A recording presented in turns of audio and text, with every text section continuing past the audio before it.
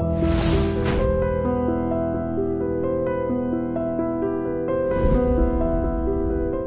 this is Ram Gopal Verma and congratulations to iDream for reaching 1 million subscribers. So ఈ లెక్కన మీరు మలయాళం, తమిళ్, తెలుగు, కన్నడ, ఒరియా, హిందీ కూడా చేశారు? హిందీ కూడా చేశాను, చైల్డ్ ఆర్టిస్ట్గా చేశాను. సో మొత్తం టోటల్గా ఎన్ని సినిమాలు అయినాయి మ్యామ్ ఇప్పటికి? నా 125 ఫిలిమ్స్ యాక్ట్ చేశాను. దాదాపుగా అందరు హీరోస్తో చేసి ఉంటారు మీరు మొత్తం, తమిళ్, తెలుగు, కన్నడ, ఆల్మోస్ట్ అందరు పెద్ద అసలు మహానుభావులు, గొప్ప నటీనటులు. అంటే నిజంగా అదృష్టం, నిజంగా నా అదృష్టం. ఎందుకంటే నేను చిన్నప్పటి నుంచి చేశాను కాబట్టి అందరితో చేశాను. నాగేశ్వరరావు, రామారావు, ఎంజీఆర్ గారు, శివాజీ గారు, శోభన్ బాబు, అందరు మొత్తం. అయితే ఎన్టీఆర్ గారి డైరెక్షన్లో అనుకుంటా ఒక సినిమా ఏదో చేశారు మీరు. ఎన్టీఆర్ గారితో నేను 4-5 సిస్టర్ క్యారెక్టర్, సిస్టర్ డ్రైవర్ రాముడు, రాఘవేంద్రరావు. అందులో ఏదో ఒక సీన్ టైంలో ఆయన అసలు ఆల్ అవుట్ ఆఫ్ దే వచ్చేసి ఆయన అసలు ఆ సీన్లో మీకు సాయపడి హెల్ప్ చేసేసి అసలు బాగా రీసెర్చ్ చేస్తారు. అవును, ఎక్కడ? అది విజయవాడ బ్రిడ్జ్ మీద, కృష్ణ బ్యారేజ్ జరుగుతుంది ఎండలో. యాక్చువల్లీ అది నాది సూసైడ్ అటెంప్ట్ చేస్తానన్నమాట. అబ్బాయి బ్రిడ్జ్ మించి దూకేయాలి, ఎండలో పరిగెత్తుకుని వస్తే హరికృష్ణ గారు వెనకాల చెల్లమ్మ చెల్లమ్మ అనుకుంటూ వస్తారు. ఆయన కూడా ఉన్నారు అందులో. అవును, యాక్చువల్గా హరికృష్ణ గారు, బాలకృష్ణ గారు ఫస్ట్ పిక్చర్తో నేను యాక్ట్ చేశాను, నాతోనే. రామ్ రహీమ్ అని వాళ్ళిద్దరు నాకు బ్రదర్స్. ఒక బ్యూటిఫుల్ సాంగ్ కూడా ఉంటుంది. ఆ తర్వాత తాతమ్మ కళ రామారావు గారి డైరెక్షన్లో మళ్ళీ బాలకృష్ణ గారు, హరికృష్ణ గారు ఇద్దరు యాక్ట్ చేశారు అందులోనే బ్రదర్స్. కృష్ణ బ్యారేజ్ మీద నేను సూసైడ్ చేసుకుంటా, పైనుంచి దూకాలి. ఆ దూకేటప్పుడు ఆ రైలింగ్ లాగా ఉంటుంది కదా, అది ఇక్కడ వరకు వచ్చేస్తుంది నాకు. ఇంకొంచెం నా ఫేసు, కెమెరా ఏమో కింద ఉంది, బ్రిడ్జ్ కింద.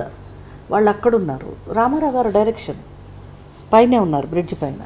ఆయన కమాన్ యాక్షన్ అంటే ఆ కింద నుంచి వాళ్ళు మైక్లో చెప్తున్నారు, ఆ ఫేసు సరిగ్గా కనపడతలేదు, ఇంకొంచెం హైట్ ఉండాలి ఇలాగా అని చెప్తుంటే అక్కడ ఏమీ లేవు.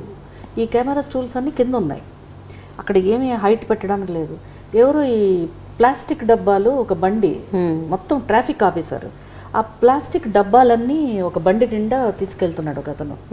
రామారావు గారు చూసి ఒక 4 డబ్బాలు పట్టరమన్నారు. తీసుకొస్తే ఆ డబ్బాలు ఖాళీ డబ్బాలు, వాటర్ లేదు అందులో.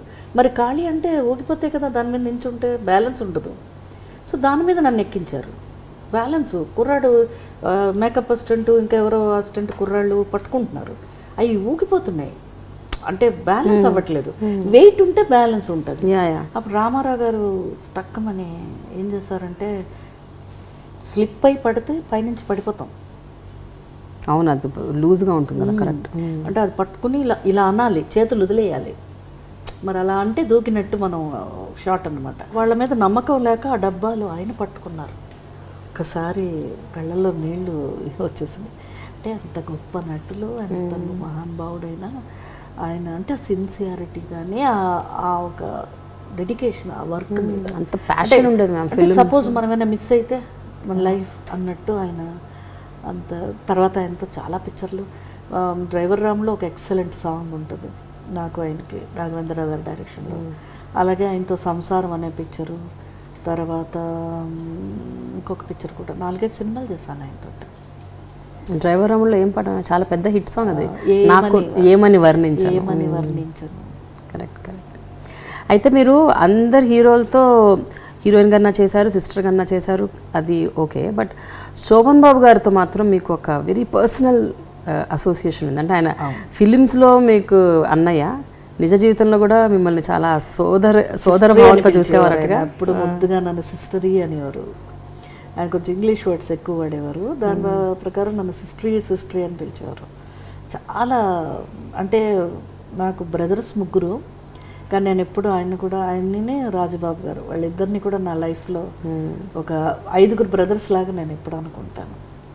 ఆయనతో 5 ఫిలిమ్స్ చేశాను సిస్టర్గా, అన్నీ ఎక్సలెంట్ మూవీస్. ఆయన యాక్చువల్గా ఏంటంటే ఆయన ఒక సిస్టర్ చనిపోయారు, ఆయన సిస్టర్. ఆవిడ నాలాగా ఉండేవారట. నన్ను ఎప్పుడు ఆయన నన్ను అలా చూస్తుండేవారు. ఒకసారి అడిగాను, ఎందుకు అలా చూస్తున్నారంటే అప్పుడు చెప్పారన్నమాట, అని నాకు తెలియకుండా నువ్వు సిస్టర్గానే వచ్చావు, అని చెప్పి ఆ సిస్టర్ని ఆయన ఎక్కువ లైక్ చేసేవారు.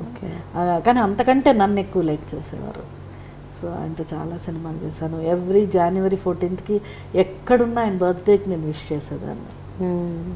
అప్పుడు సెల్ ఫోన్స్ లేకపోయినా ల్యాండ్లైన్ నుంచైనా జస్ట్ ఆయన్ని విష్ చేసేదాన్ని. ఇక్కడికి వచ్చేసి హైదరాబాద్ వచ్చిన తర్వాత కూడా చాలాసార్లు ఆయన బర్త్డేకి మాత్రం విష్ చేసి చెప్పేదాన్ని. అంటే ఆ డేట్ కూడా చాలా గుర్తుంటుంది, సంక్రాంతి టైం కదా. మ్యామ్ ఏదన్నా ఒక మంచి మెమరబుల్ ఇన్సిడెంట్ గుర్తుందా మీకు సోహన్ బాబు గారితో? అంటే ఎన్నో గొప్ప గొప్ప మెమరీస్ ఉండుంటాయి, but anything which you can remember. Memories ఎలా ఉంటాయంటే ఆయనతోటి, ఆయన అప్పుడు మనకి టీవీలు, ఈ సెల్ ఫోన్లు, ల్యాప్టాప్లు ఇవి లేవు కదా, ప్రపంచ విషయాలు కొంచెం తక్కువ తెలియదు మనకి. ఎంతసేపు షూటింగ్ దీని మీద ఉండేవాళ్ళం.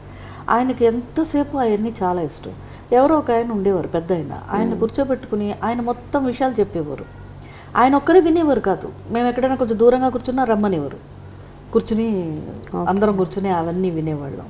అంటే ఆల్ గుడ్ థింగ్స్ అన్నమాట, మంచి మంచి విషయాలు. తర్వాత లైఫ్ ఎంత కేర్ఫుల్గా చూసుకోవాలో చెప్పేవారు. చిన్న ఒకరోజు మొనగాడు పిక్చర్ షూటింగ్లో సాంగ్ జరుగుతుంది, ఒక చిన్న కాలువ ఉంటుంది, ఇంత కాలువ, అది జంప్ అయ్యి రావాలి ఇటు పక్కకి, నేను రావాలి ఆయన రావాలి. నేను జంప్ అయ్యి వచ్చేసాను, ఆయన రానంటున్నారు. ఎందుకు రావట్లేదు అని అడుగుతున్నాను నేను. ఎందుకు జంప్ అయినప్పుడు స్లిప్ అయితే ప్రొడ్యూసర్కి ఎంత నష్టం, ఎందుకు రిస్క్, ఇప్పుడు జంప్ చేయాలా? అంత అతి జాగ్రత్త, అంత అతి జాగ్రత్త. మరి ఏం చేశారు అయితే? జంప్ చేశారా లేదా? చెయ్య పట్టుకుని మెల్లగా వచ్చారు, జంప్ చేయంటున్నారు. అంటే ఒకవేళ దెబ్బ తగిలితే రిస్క్ అయితే ప్రొడ్యూసర్కి ఎంత నష్టం? ఆ రకంగా ఆలోచిస్తారు. సో అవన్నీ మనం పెద్ద పెద్ద వాళ్ళ దగ్గర కొన్ని విషయాలు నేర్చుకోవాలి. అలాగే డెడికేషన్, కాన్సన్ట్రేషన్, ఇందులో రామారావు గారు అలాగే ఇలాగ కొంతమంది మనకి. AVM ప్రొడక్షన్స్లో ప్రహ్లాద్ చేసినట్టే కమల్ హాసన్ గారు కూడా AVM నుంచే చైల్డ్ ఆర్టిస్ట్గా వచ్చారు. ఆయన డిఫరెంట్ చాలా లాంగ్వేజ్లు చేశారు. అలాగే నేను కూడా ఒక 4-5 లాంగ్వేజ్లు చేశాను. ఎస్పెషల్లీ కమల్ హాసన్తో నేను తెలుగు సొమ్ము ఒకటిది, ఒక్కొక్కటిది, సంగీతం శ్రీనివాసరావు గారిది, తర్వాత బాలు మహేంద్ర గారు కన్నడ కోకిల అనే సినిమా, తర్వాత మలయాళం ఓ సీత కథ, మట్టూరు సీత, ఆనందం పరమానందం, తర్వాత తమిళ్ కన్యవేసు, పర్వకాలం, ఈ అన్ని లాంగ్వేజ్లో నేను కమల్ హాసన్ గారితో చేశాను. Is a great artist. నన్ను ఎప్పుడు ప్రహ్లాద వాడా అంటుంటాడు ఆయన, ప్రహ్లాద రారా అని అర్థం అన్నమాట అది. ఇద్దరం చైల్డ్ ఆర్టిస్ట్గా AVM లాంటి గొప్ప సంస్థల నుంచి వచ్చాం. సో ఆయన ఇంకా టాప్ హీరోగా ఉన్నారు, చాలా సంతోషం అది. తర్వాత చాలా భోజనంలో చాలా మెమరీస్ ఉండేవి మాకు. ఆయన ఎప్పుడు సిస్టర్ టైం అయింది, 1 గంట అయిపోతుంది, భోజనం అనేవారు. అలాగే మంజుల, నేను, అంజలీదేవి గారు, అందరు క్యారియర్స్ అందరు ఒక దగ్గర రూమ్లో కూర్చునేవాళ్ళం. ఒక 40 రకాలు భోజనం ఉండేదన్నమాట. అందరి ఇళ్లలోంచి 4-5 రకాలు అందరం కూర్చుని ఫ్యామిలీ లాగా. ఆయన సెంటర్లో కూర్చునేవారు, మేమందరం. ఆయన ఏమో మమ్మల్ని చేత్తో తినిచ్చేవారు కాదు, చేత్తో తింటే ఎక్కువ తింటామని స్పూన్తో తినమనేవారు, ఆయన స్పూన్తో తినేవారు. ఇలాగ కొన్ని హెల్త్ టిప్స్, హెల్త్ గురించి అన్నీ చెప్తూ ఉండేవారు. సో రాజ్బాబు గారితో కూడా మీకు మంచి బంధం ఉంది. రాజుబాబు గారితో బంధం ఏంటంటే ఆల్మోస్ట్ చాలా పిక్చర్లు ఆయనతో చేశాను. ఆయన ఒకరోజు ఫోన్ చేసి రేపు మార్నింగ్ ఒకసారి ఇంటికి రామ్మా అన్నారు. ఇంటికి ఫంక్షన్ ఏంటో అనుకుని సరే నేను మా మదర్ వెళ్ళగానే వాళ్ళ మిస్సెస్ వచ్చి కూర్చోండి వస్తున్నారు అని. అదే ఆయన వచ్చేటప్పటికి ఏం లేదురా, నేను ఎవరికి వారి యమునా తీరేనో ఒక సినిమా తీస్తున్నాను, మన గురువు గారు దాసరి గారి డైరెక్షను, నువ్వు అందులో చేస్తున్నావు, హీరోయిన్, నేనే హీరో అందులో, కానీ లాస్ట్లో నీకు వేరే హీరో వస్తారు, ఏదో 2 మాటల్లో కథ చెప్పేసి ఈ సినిమాలో లాస్ట్లో నేను సిస్టర్గా పిలుస్తాను ఈ క్యారెక్టర్ని. సో నాకు 2 సిస్టర్స్, నువ్వు 3వ సిస్టర్ అనుకుంటున్నాను, అందుకని ఈ పిక్చరు అడ్వాన్స్ ఇద్దామని పిలిపించాను అని చెప్తే, సరే ఇప్పుడు నాన్నగారికే ఇస్తారు, నాన్నగారు మాట్లాడతారు కదా, ఏదో వింతగా చెప్తున్నాడు సరే కూర్చుంటే ఆవిడ లోపల నుంచి ఒక, ఇంకా గుర్తుంది నాకు, చాక్లెట్ కలరు పట్టు చీర, గాజులు, పసుపు కుంకుమ అవన్నీ తీసుకొచ్చి దాని మీద కవర్ ఒకటి అడ్వాన్స్ కవర్ పెట్టి మరి ఇంటికి వచ్చిన ఆడపడుచు కదా అందుకని అని చెప్పి వైఫ్ చేత అది పెట్టించారు.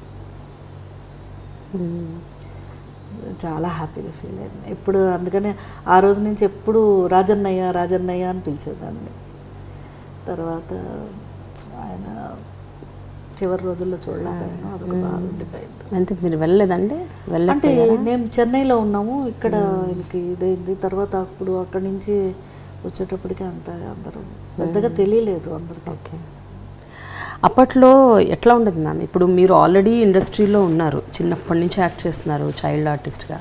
బట్ హీరోయిన్గా బ్యాక్ టు బ్యాక్ సినిమాలు రోల్స్ రావడం, అన్ని భాషల్లో నటించడం, ఎప్పుడైనా ఎనీ అన్కంఫర్టబుల్ మూమెంట్స్ ఏమైనా ఎదుర్కొన్నారా విత్ ద టెక్నీషియన్స్ కావచ్చు, డైరెక్టర్స్, యాక్టర్స్, హీరోస్? నా లైఫ్లో ఎప్పుడు నేను అలాంటి సిచ్యువేషన్ ఎప్పుడు ఎదురు చూడలేదు. ఎందుకంటే నేను చిన్నప్పటి నుంచి యాక్ట్ చేస్తున్నాను. అందరూ నన్ను ఒక వాళ్ళ ఇంట్లో చెల్లెల్లాగో కూతురులాగో పాపలాగో నన్ను ట్రీట్ చేసేసి తెలుసు కాబట్టి అలా అందరూ. అప్పుడు ప్రజల్లో కూడా మేము ఏంటంటే ఎక్కువ అవుట్డోర్ షూటింగ్స్ కూడా ఉండేవి కాదు, ఎప్పుడు స్టూడియోస్లోనే ఉండేది. ఒక ఇల్లు లాగా మాకు, అందరం కలిసి భోజనం చేయడం, అందరూ సరదాగా కూర్చొని. ఒకరు షూటింగ్ లేదంటే బాధపడిపోయేదాన్ని నేను. ఎప్పుడు నాకు నాకు ఎప్పుడైనా షూటింగ్ లేదంటే అసలు ఏడుపు వచ్చేది, అబ్బా ఈరోజు షూటింగ్ లేదా అని. అంత ఇష్టంగా ఉండేది. నేను ఎప్పుడు అలాంటిది ఎప్పుడు అంటే ఏ రకమైన అవమానాలు కానీ లేకపోతే హెరాస్మెంట్ ఎప్పుడు నేను అసలు ఇప్పుడు ఇంటర్వ్యూల్లో కూడా వింటుంటే నాకు అంత వింతగా ఉంటుంది. అంటే నేను యాక్టింగ్ మానేసి ఇప్పుడు 35 years అయిపోయింది, మ్యారేజ్ తర్వాత చేయలేదు నేను. అప్పటి వరకు అసలు యాక్టింగ్ మానాలని కూడా మానలేదు నేను, అలా అయిపోయింది. ఇంకా ఓకే, తర్వాత డబ్బింగ్ చెప్పాం కాబట్టి కొంతవరకు కాంపన్సేట్ అయిపోయింది. ఎవరు మిమ్మల్ని అప్పుడు ప్రపోజ్ కూడా చేయలేదా మ్యామ్? ఇష్టపడలేదా కనీసం పెళ్లి చేసుకుంటానని అనడం అలాంటి? ఫ్యాన్స్ లెటర్స్ వచ్చేవి అంతే. బట్ అంటే ఇండస్ట్రీలో ఎవరు? ఇప్పటికీ నాకు ఎంతో మురళీమోహన్ గారు, చంద్రమోహన్ గారు, వీళ్ళందరితో చాలా పిక్చర్స్ చేసిన, ఎంతో ఓన్ సిస్టర్ లాగా నన్ను ఎప్పుడు వాళ్ళందరూ ట్రీట్ చేస్తారు. సినిమాల్లో మాత్రం హీరోయిన్, బయట సినిమాల్లో మాత్రం అందరూ నాతో చాలా జాలీగా ఉండేవారు, ఆడుకునేవారు. నేను చిన్నప్పటి నుంచి కొంచెం హైపర్గా ఉండేదాన్ని, బాగా జోక్స్ లాగా ఇమిటేట్ చేసేదాన్ని. రాజనాల గారు నవ్వు అంటే నాకు చాలా ఇష్టం, అదొక నవ్వు ఇమిటేట్ చేసేది. ఇప్పుడు ట్రై చేయండి చూద్దాం. అసలు లేదు అవి. తర్వాత ఎవరైనా డైలాగ్స్ అలాగా సరదాగా సెట్లో ఎప్పుడు నవ్వుకుంటూ జాలీగా చాలా సరదాగా ఉండేది. Hi, this is Ram Gopal Verma and congratulations to iDream for reaching 1 million subscribers. Hi, this is Ritu Verma. Nenu Milasjani. Hello everybody, this is me Noel. 1 million subscribers reach అయిన శుభతరుణంలో నా శుభాకాంక్షలు తెలియజేస్తున్నాను. iDream 1 million subscribers ki reach ayindandi. Congrats to iDream Media on reaching 1 million subscribers. iDream Media on 1 million subscribers reach చేసినందుకు all the best and congratulations to you. Congrats iDream. Keep up the good work and continue to entertain.